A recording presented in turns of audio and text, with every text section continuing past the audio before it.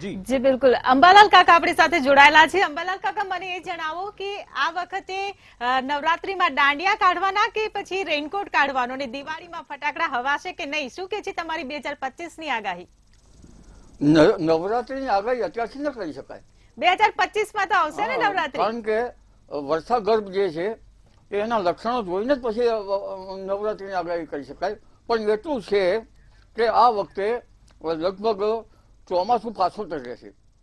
એટલે હાલમાં જે પહેલો જે વરસાદ આવશે એ 10મી મે પછી સાયક્લોનિક સર્ક્યુલેશનનો આવવાની શક્યતા રહેશે, અને ત્યાર પછી ઓગસ્ટ, સપ્ટેમ્બર અને ઓક્ટોબરમાં વરસાદની શક્યતા છે. એટલે પાછોતર વરસાદ નવરાત્રિમાં વરસાદની શક્યતા નકારી શકાય નહીં.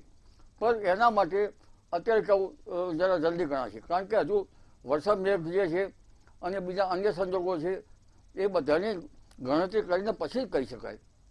જી બિલકુલ. પરંતુ તમામ પાસાને જોતા 2025 નું વર્ષ કેવું રહેશે તે જણાવો.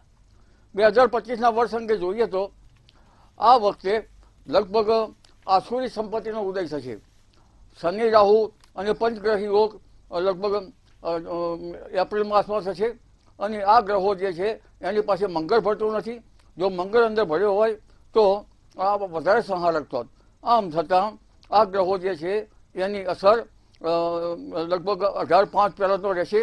અને આ વખતે હમણાં જ જોવા જઈએ તો લગભગ ફેબ્રુઆરી અને માર્ચ માસમાં રાજકારણમાં ઘણા દ્વંદ ચાલશે. પ્રતિપક્ષ અને શાસક પક્ષ વચ્ચે જબરજસ્ત દ્વંદ ચાલશે. તાળાબંધી, કેટલાક હડતાલો અને કેટલાક ઠેકાણે ન ધાર્યા એવા બનાવો હમણાં લગભગ ફેબ્રુઆરી માર્ચમાં બનવાની શક્યતા રહેશે. પરંતુ આસુરી સંપત્તિનો જ્યારે ઉદય થાય છે ત્યારે માધાતુઓના મગજમાં આ સંપત્તિ આવે છે. આપણે જોવા જઈએ ગીતાના પ્રમાણમાં તો સત્વગુણ સુખમાં જોડે છે, તમોગુણ દુઃખમાં જોડે છે, અને રજોગુણ ઉંદર દુઃખમાં જોડે છે. એ તમોગુણી સંપત્તિ વધવાની શક્યતા રહે છે.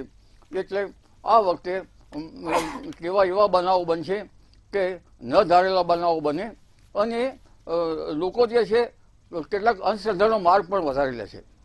કારણ કે એક પછી એક શુક્ર પણ રાહુ સાથે છે, અને રાહુ જે છે એ આભાસી પરિણામ આપે છે. રાહુને કેતુ ઘરને માથું છે. એટલે આ રાહુ જે છે એ આભાસી એવા પરિણામ આપશે કે કેટલાક લોકો અંધશ્રદ્ધાના માર્ગે જોડાય છે. ન જોડાય તો સારું. અને ક્યારેક એ વખતે લગભગ શુક્ર રાહુ હોવાના કારણે નિમ્ન પ્રકારના દેવોમાં પણ જઈ શકે. પરંતુ આ તો ઉર્જાની વાત કરી. તમોગુણ થતો હોય ત્યારે આવું થતું હોય છે. અન્ય બાબતો જોઈએ તો આ વખતે લગભગ કાલસર્પની અસર, આંશિક કાલસર્પની અસર જુલાઈ માસના શરૂઆત સુધીમાં રહેવાની શક્યતા રહેશે. ઉદ્ગીત ગોળાર્ધમાં કે અસ્ત ગોળાર્ધમાં કાલસર્પ થતો હોય તો ત્યાંની પણ અસર થતી હોય છે.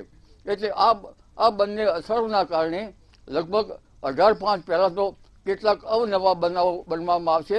અને જળ રાશિમાં બધા ગ્રહો એકઠા થાય છે. એટલે ખાસ કરીને અમેરિકાના કેટલાક ભાગો હોય ત્યાં જળ તાંડવ થઈ શકે. સમુદ્રમાં સુનામી આવવાની શક્યતા વધારે રહી શકે છે.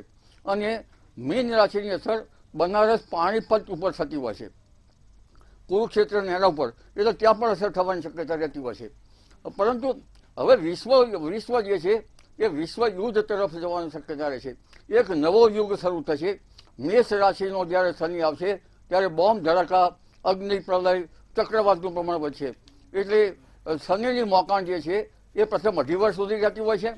નેપચ્યુનની મોકાણ જે છે એ 14 વર્ષે રહેતી હોય છે. નેપચ્યુન કુટિલ છે, જે ગાંજા અને ડ્રગ્સની હેરાફેરી બતાવે છે. તેમજ લગભગ હર્ષલની જે ગતિવિધિ છે એ 7 વર્ષ રહેતી હોય છે. હર્ષલ જે છે એ પ્રેસિડેન્ટ રૂલ બતાવે છે. એટલે સંસદમાં લગભગ ગાજ છે અને કંઈક વરવા દ્રશ્યો જોવા મળશે. પરંતુ અવની ઉપર પણ, વસુંધરા ઉપર પણ અવનવો બનાવ બનશે. જો કે હવે લગભગ કૃતિકા હશે ત્યારે આંગ્લ દેશ ઉપર ત્યાંની અસર થશે. એટલે યુરોપમાં એમાં બાકાત નહીં શકે. જ્યારે વૃષભમાં શનિ આવશે ત્યાર પછી ત્યારે યવન દેશમાં જ અસર થવાની શક્યતા રહેશે. પરંતુ ઉલ્લેખ છે કે જે લગભગ 8-9 વર્ષ અત્યારના 5 સારા બાકીના જ્યારે મિથુનમાં શનિ આવે ત્યારે અમેરિકા જેવી મહાસત્તાઓ જે છે એની પણ અસર થવાની શક્યતા રહે છે.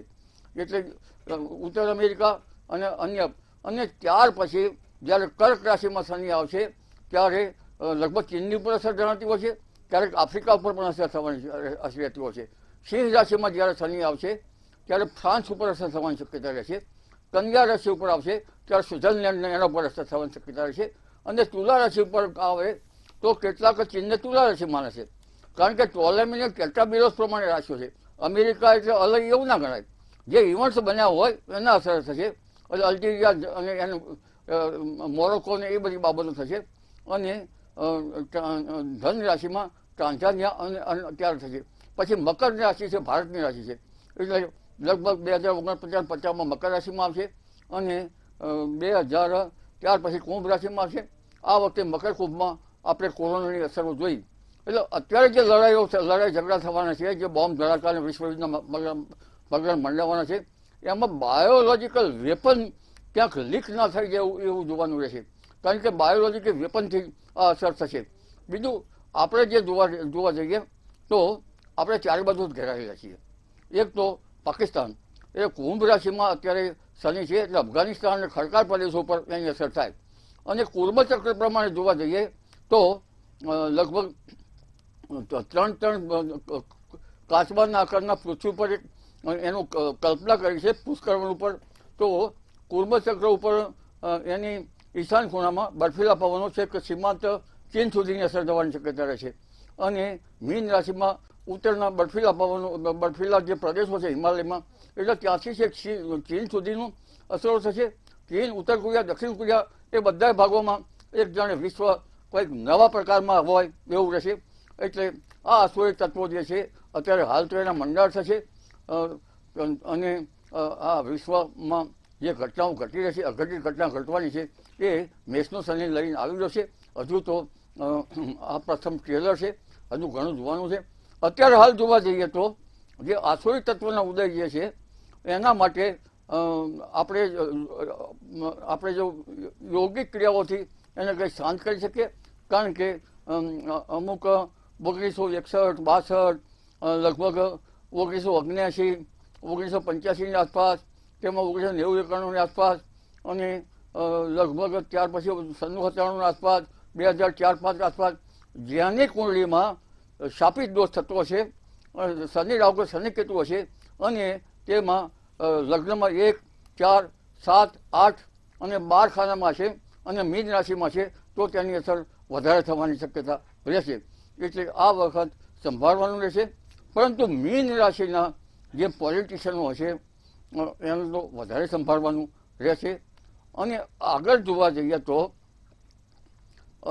હાલના જે વર્ષમાં જે કાલસર્પની અસર, જે આંશિક કાલસર્પની અસર થવાની છે 18/5 પછી.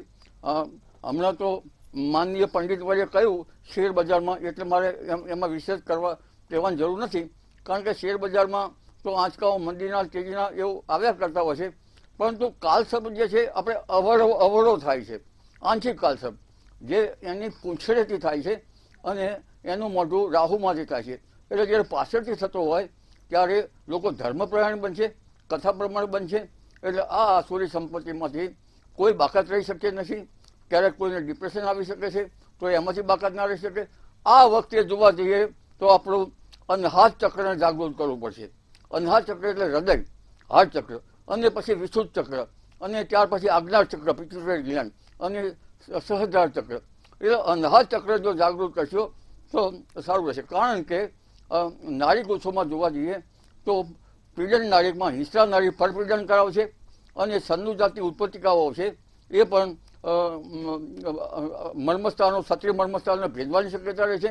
અને વધુમાં આ અંગે આપણો જે વ્યાન વાયુ જે છે એને જાગૃત કરવાની જરૂર રહેશે. કારણ કે વ્યાન વાયુ રક્તાભિસરણમાં ફરે છે. આપણે સમાન ઉદાન એવા વાયુ છે. અને એની સાથે ધનંજય વાયુ ને એને શાસ્ત્રીય સંવાદમાં જ્યારે વધારે સક્રિય કરવો પડશે. કારણ કે ચમત્કારો ધનંજય વાયુ થાય છે. ધનંજય વાયુ જે છે એ ક્યાં સુધી રહેશે આપણને ખ્યાલ છે? ક્યાં સુધી રહેશે ધનંજય વાયુ આપણી સાથે? જ્યારે માણસ મૃત્યુ પામે છે ત્યારે એ શબને ફૂલાવવાનું કામ કરે છે. એટલે ધનંજય વાયુ શેખ સુધી રહે છે. એટલે આપણે આ વખતે યોગ્ય ક્રિયાથી આપણા હૃદય ચક્ર જે છે અનહદ ચક્રને જરા વ્યવસ્થિત કરીને અને આગળ વધશું, સત્વગુણ વધારશું. સત્વગુણ સુખમાં જાય છે. એટલે નવું વર્ષ જે છે એ કંઈક આસુરી તત્વોમાંથી બચવાનો ઉપાય કરવાનો રહેશે. કારણ કે શનિ રાહુ એ આસુરી તત્વ એટલે કંઈ ભૂત પ્રેત કંઈ નાચવા માટે નથી આવવાના કે એના માટે કંઈ ઉપદ્રવ થવાનો નથી. એક જાતનું માણસના મનમાં, માથાદાર મગજમાં એવા વિકરણો આવતા હોય છે અને એક કિરણોના કારણે જ્યારે સત્વગુણને વધારવા માટે પ્રયત્ન કરવા પડશે.